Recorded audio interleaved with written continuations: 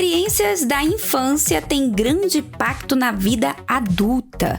Como cuidar da criança para que ela tenha uma vida adulta mais segura, mais confortável?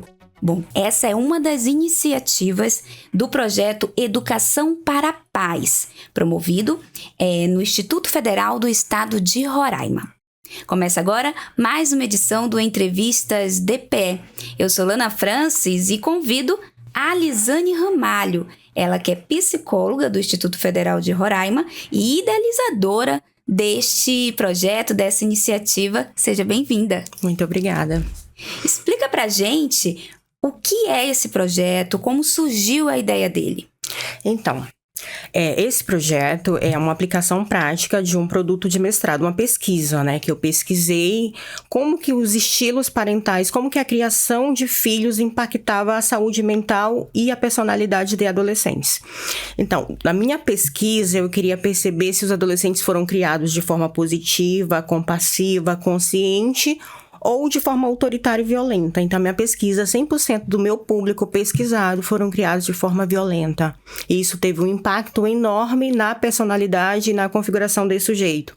Então, 100% dos adolescentes que eu escutei, que eu pesquisei, tinham transtornos mentais estabelecidos com diagnósticos tratados com medicação, adolescentes autores e vítimas de bullying, com autolesão, comportamento suicida e com tentativas. Então, assim, é uma relação direta entre a forma que eles foram criados e a constituição de personalidade e respostas emocionais na adolescência. Então, esse projeto, ele nasceu como uma forma da gente mitigar essas relações de violência, A gente se perguntou o que a gente pode fazer para melhorar, para levar informação, porque a informação é que clarifica e que gera cura, que gera mudança na cultura. Porque a gente já tem o ECA desde 90, mais de 30 anos, e ele já diz que a criação violenta, ela não educa, ela machuca. Então, a doutrina do cuidado integral, ela já deveria ter pautado isso, mas a gente sabe que não existe mudança de comportamento se não tem mudança de cultura. Então, esse projeto é uma tentativa da gente dar uma movimentada no fundo de cultura da não violência para que a gente crie pessoas autônomas, empoderadas e não sobreviventes da infância e da adolescência. E agora, o resultado de toda essa tua pesquisa está sendo aplicada de forma muito positiva dentro do Instituto Federal, com toda uma equipe, Tem vários profissionais e é direcionado para alunos, professores, para os próprios pais. Como é que funciona? Então, na verdade, como o caráter desse projeto é extensionista, então o público maior atendido não é o instituto, Ele é a comunidade. Então, a gente atende o público interno, nosso público interno, no caráter das 6 unidades, porque nós temos 3 unidades na capital e 3 no interior. Então, a gente tem ações, tanto presenciais quanto online, nas nossas unidades, com palestras, rodas de conversa, workshop e oficinas, e também um atendimento de orientação parental, tanto individual quanto coletiva, se precisar atender a família. Então, a gente faz essa oferta para a comunidade também, Agora, eu estou chegando de uma roda no ensino médio do CAP, do Colégio de Aplicação. Então, a gente tem um e-mail do projeto que as pessoas podem entrar em contato, a gente tem o Instagram do projeto e a gente tem um telefone. E aí as pessoas vão e agendam. Não, eu preciso de uma ação assim na minha escola, com esse caráter, porque eu tenho esse público. Então, esse projeto começou 28 de abril e vai até 23 de julho. E nós já executamos na nossa própria rede, como eu disse, 6 unidades, no Colégio de Aplicação, em escolas estaduais e escolas municipais. E também em espaços comunitários, como outros projetos, porque eu tenho um outro projeto que é o Grupo de Ajuda Mútua Cuidando de Quem Cuida, que é para pais e pessoas autistas, cuidadores de autista, que a gente também trabalha esse fundo de relação não violenta. Então, é um caráter extensionista, então é para a comunidade. A gente quer que a comunidade se aproprie desse conhecimento para que a gente vá, pelo menos, dando uma oxigenada nessas relações, porque a gente também tem uma outra lei do ano passado, que é a Lei da Educação Positiva, sancionada pelo presidente Lula, que tenta novamente fazer o resgate, que educar de forma violenta só cria traumas, feridas, machucados, e a gente não tem uma sociedade compassiva. Então, essa lei, ela vem e diz que para educar, a estratégia é o acolhimento, é a escuta, É o cuidado relacional, que eu possa estabelecer limites sem precisar punir a existência daquele sujeito, sem precisar de castigos degradantes que humilha, que machuca. E a gente vem com isso. E a nossa linha de trabalho é workshop, palestra, formação de professores, formação de pais. Porque para a gente ter filhos, a gente tem que estudar, a gente tem que se formar, senão a gente vai reproduzir todos os padrões da nossa infância. Então, a pegada da parentalidade consciente é justamente a autoconhecimento para eu romper com o ciclo da violência e atualizar agora que eu não vou mais passar isso adiante, seja na minha sala de aula, seja nas minhas relações interpessoais, ou seja no cuidado dos meus filhos. Então, é basicamente isso. Eu vejo aqui, você trouxe pra gente um panfleto muito bonito, né? Explicando bastante sobre o projeto. E tem, gente, em destaque várias perguntas. Então, vamos lá para tentar explicar para o pessoal que está nos acompanhando agora o que é a parentalidade. Então, parentalidade é um conjunto de todas as práticas educativas que os pais ou os cuidadores... Aí a gente vem com essa atualização, né? Porque a gente sai da função materna, sai da mãe e a gente vem para a parentalidade. Porque ao longo da história os conceitos eles vão mudando conforme o fundo de sociedade. Então a gente tirou a carga materna, né? A mãe que cuida, é a mãe. Não, o cuidado ele é da família, o cuidado ele é coletivo. Então quando a gente traz parentalidade, a gente coloca no centro quem cuida. Quem é que cuida dessa criança, desse adolescente, desse sujeito? É a mãe? É o pai? É a avó? É o tio? É a vizinha? Porque sabemos que tem crianças que são criadas pela vizinhança.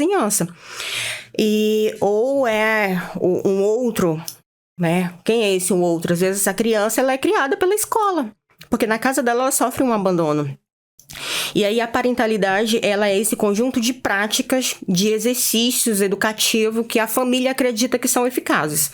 Elas podem ser positivas e podem ser negativas, as práticas parentais, né? Se eu uso práticas parentais positivas, eu acredito que a escuta, o diálogo, o limite, o estabelecimento de fronteiras com carinho, com afeto, com cuidado, elas são guia, elas são úteis. Mas se minhas premissas são negativas, violentas, eu vou acreditar o quê? No grito, na agressão, na punição vexatória, às vezes com castigos físicos, psicológicos. Então, a parentalidade é todo esse conjunto de práticas que os pais ou cuidadores escolhem para criar os filhos. Isso tem relação com o tom de voz, com o clima emocional da família, com o estresse, muitas variáveis.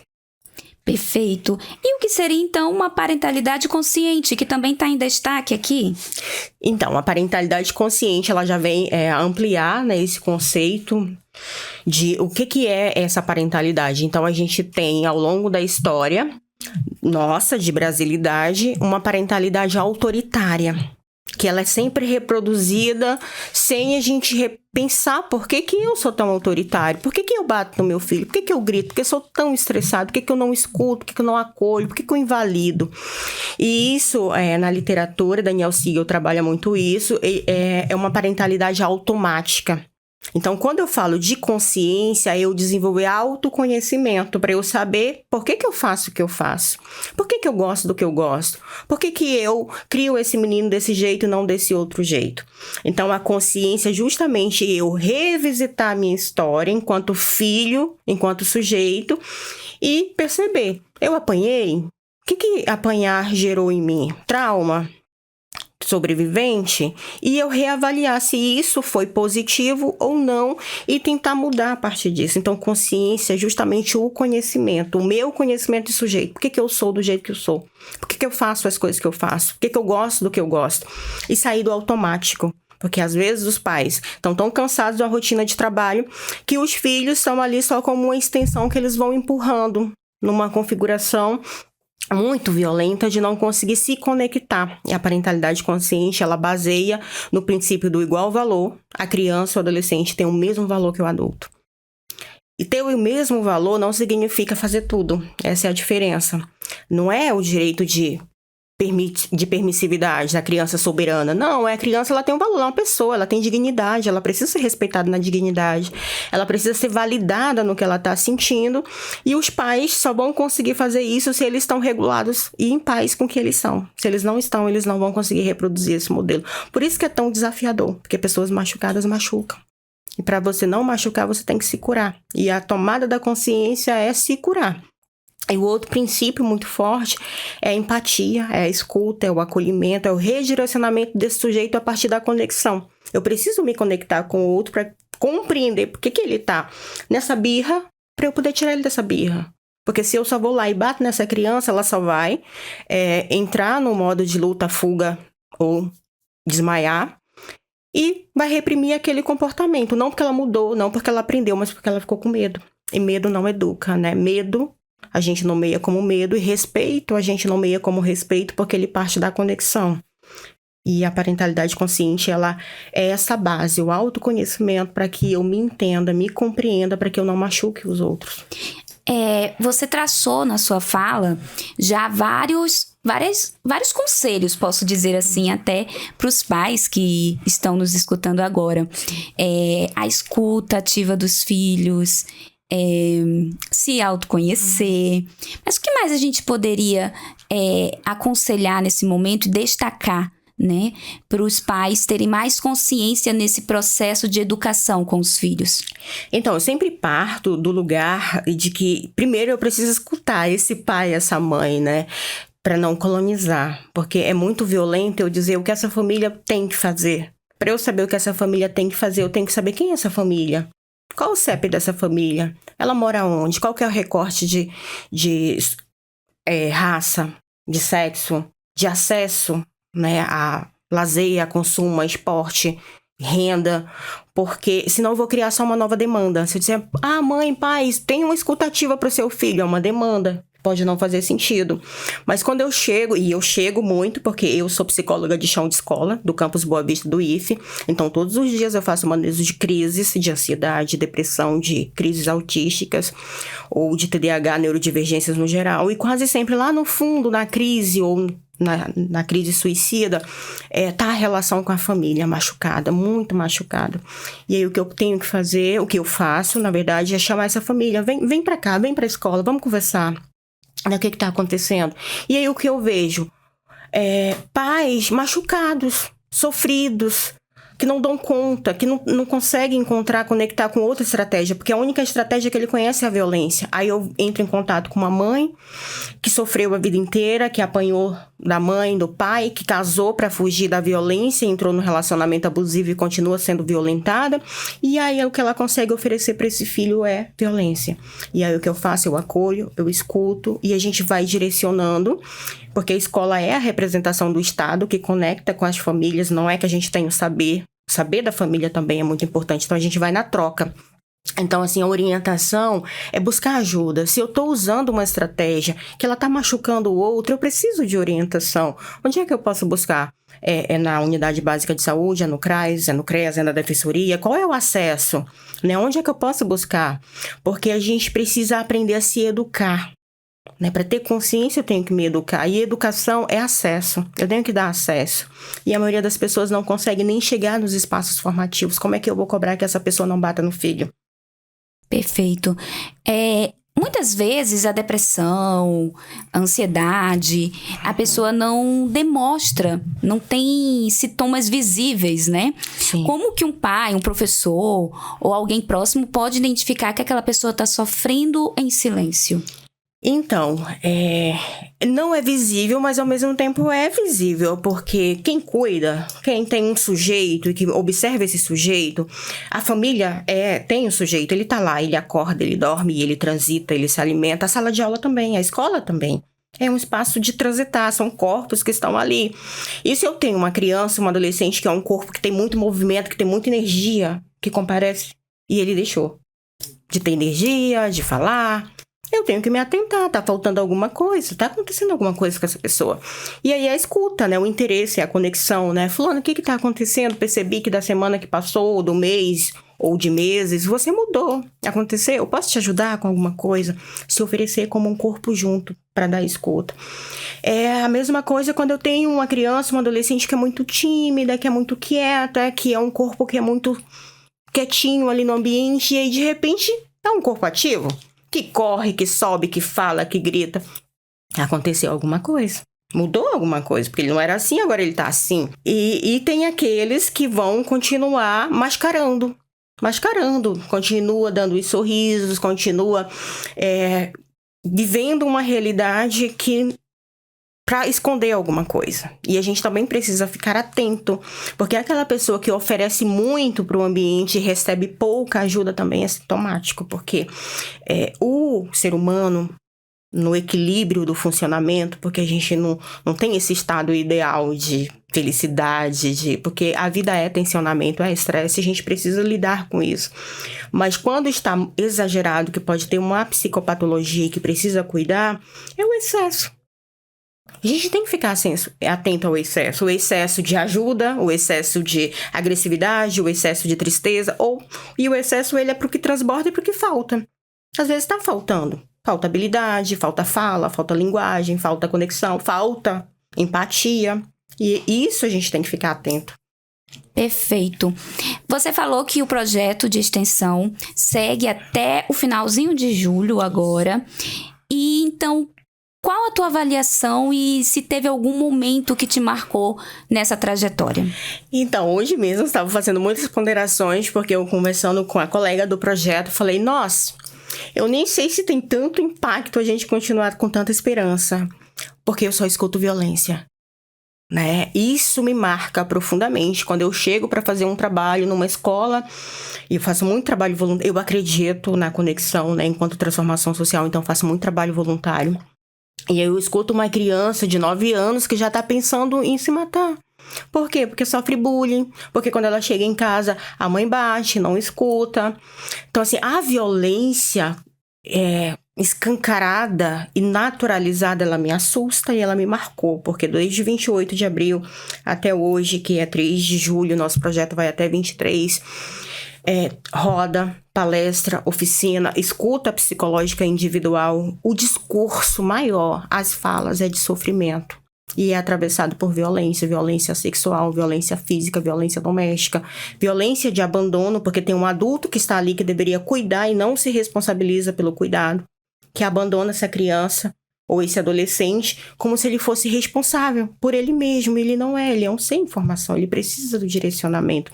Então a violência, ela me marca, ela me atravessa, mas eu sou teimosa, né? Sigo esperançando.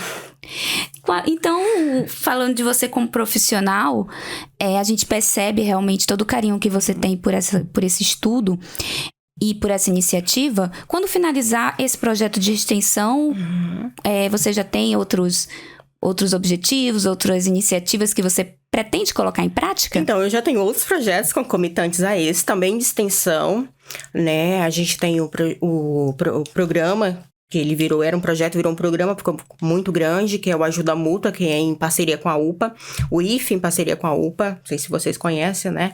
Que é a União de Pessoas e Pais de Autistas do estado de Roraima. E a gente já faz um trabalho já há quase 4 anos de acolhimento, de escuta, de manejo, de redirecionamento, para que a gente trabalhe estratégias compassivas. Porque se eu quero uma sociedade menos violenta, isso começa na educação emocional. Porque um estado de irritabilidade leva a pessoa a tomar decisões que machucam os outros e machucam a si mesmo. E a gente já tem esse projeto, ele é de fluxo contínuo, ele segue, sempre renovado, já vai fazer 4 anos. Tem o TEA na escola, que eu trabalho com a minha amiga Cris, que é professora do IFE. E a gente tem recebido muitos pedidos da rede estadual para que a gente faça uma reoferta para o semestre seguinte, porque querem formar professores, querem trabalhar em reuniões de pais e mestres na escola, e a gente tem que, quando fechar, repensar, para ver se a gente tem força para colocar uma nova oferta de projeto, porque a gente pode, porque no segundo semestre tem a segunda edição do PBAEX, que é esse programa de extensão que o IFE tem. E também eu tenho um projeto que está sendo avaliado, 3 projetos, na verdade, que está no edital do PIPEX, que o IFE tem também. O que é PIPEX? É incentivo a quem faz projetos de extensão financeiramente, porque esse aqui tudo é caráter voluntário, só quem recebe a bolsa é a bolsista. E aí a bolsista tem um caráter formativo, porque ela está se formando, é uma adolescente do 3º ano do curso técnico em secretariado, e essa experiência a faz mais humana, mais sensível, mais acolhedora. Então a gente tem a extensão, ela tem esse caráter de colocar em prática aquilo que você tem na teoria, na sala de aula. Mas o PIPEX voltando, né? E tem um que é o meu desafio que eu tenho enquanto psicóloga. A escola não está preparada para receber alunos autistas ou que desregulam, não só o autismo, mas tem questão sensorial, tem o TDAH, tem as altas habilidades de superdotação, e a gente precisa de uma sala de autorregulação. Então, a gente tem uma proposta inédita de ser a primeira escola e o primeiro campus da rede a ter uma sala de autorregulação emocional, que é uma sala sensorial preparada, construída, para que quando o aluno estiver em crise, que não é o manejo da fala, ele só precisa se autorregular, ele tem esse espaço. Então, tem esse projeto, que o resultado dele deve sair no meio desse mês. E tem um outro que é com uma colega, professora, que também faz parte desse, a Alexandra, que é a formação de professores com inteligência artificial, porque as pessoas, elas têm muito medo das IAs e não se apropriam. E a gente pensa que é uma ferramenta aliada e não um inimigo, mas que precisa de educação midiática. Como tudo, a gente sempre acredita que é a educação que faz você lidar melhor com as coisas. Então, quando eu falo de mídia, de IA ou de qualquer ferramenta, se você não dá educação midiática para a pessoa, ela vai usar essa ferramenta de forma negativa. É saber usar, então, a inteligência artificial a nosso favor, seria isso? Exatamente, mas com educação midiática. Porque você trabalha com mídia, você deve ter percebido que nós brasileiros somos analfabetos com relação a mídias no geral, né? A gente teve acesso às mídias sem receber educação para lidar com elas. Então, a gente tem que é um espaço de violência muito grande, né? Usar uma IA para ofender, para descaracterizar, para insultar, ou uma rede social, como se aquilo que eu colocasse na internet fosse desaparecer e não machucasse pessoas. Perfeito. Então, o projeto Educação para a Paz, você destacou que tem o Instagram, né? Isso. Educacão_paz no Instagram, né? Isso. Tem um número também para o WhatsApp, que é o DDD 95981099444. Vou repetir, DDD 95981099444. Nesse telefone, nesse número, né, do WhatsApp, que tipo de atendimento, de acolhimento que vocês fazem nesse contato? Nesse contato, a gente faz o agendamento das atividades, né? Eu quero uma palestra, eu quero um workshop, uma oficina ou uma roda de conversa. E sempre na oferta dos 2 espaços. Presencial, que a gente vai com a equipe, ou online, porque a gente acredita também que oferecer de forma online gerar democracia no acesso. Nem todo mundo tem disponibilidade para deslocamento, para recursos e tudo. E quando toda palestra, toda oficina, workshop, toda ação do nosso projeto, ela gera um fluxo, né? Gera encaminhamentos. E aí, depois de uma oficina, uma pessoa ficou muito mobilizada, ela é muito machucada, ou ela tem já uma questão muito violenta na educação com os filhos, ou um transtorno que ela não poderia falar no coletivo, e ela precisa de uma orientação individual. Aí a gente faz o agendamento. Mas a porta, o telefone é para agendar a ação. Da ação, a gente tem encaminhamentos. Os encaminhamentos podem ser orientação individual, que a escuta é psicológica, então é um profissional da psicologia, ou é eu, ou é a minha colega que vai fazer, porque precisa da escuta profissional para poder redirecionar. Porque depois de a gente fazer essa avaliação, essa orientação, a gente precisa saber que ponto da rede essa pessoa precisa. Ela precisa de um atendimento de saúde mental na unidade básica, ou ela precisa de um CREAS, se já tem uma violência estabelecida, ou ela precisa do CAPS, para onde essa pessoa ela precisa ser cuidada. E a gente vai colocar lá na rede. Perfeito. Então, eu gostaria que você, nesse momento, aproveitasse, já caminhando para o final do nosso bate-papo, essa oportunidade para deixar um conselho ou destacar algo que você acredita que a gente não destacou e falar, né? Eu sei que tem e-book também, as pessoas têm acesso ao e-book? Então, o e-book é a produção do meu mestrado, né? Que esse projeto, ele nasce da minha pesquisa do mestrado, da minha preocupação com relação a quem são esses adultos que estão criando esses filhos, né? Quem são esses adultos que estão se conectando e tendo filhos? Porque esses adultos que se queixam tanto dessa geração, que chamam de geração mimimi, se são eles que são responsáveis por formar essa geração. Então, esse e-book, ele tem o link para download no Instagram do projeto. Educacão_Paz. Paz. Lá tem um QR Code que pode baixar o e-book. O e-book ele é um guia prático para a criação de filhos, digamos assim. Não existe um manual para criar filhos, mas a gente sempre se pergunta, onde que eu estou errando? O que eu posso fazer? Então, tem os conceitos, exercícios, reflexões. O e-book é um direcionamento no cuidado. E para resumir, né, na questão da minha fala, nós temos eixos de trabalho dentro do nosso projeto. A gente trabalha com o eixo da parentalidade.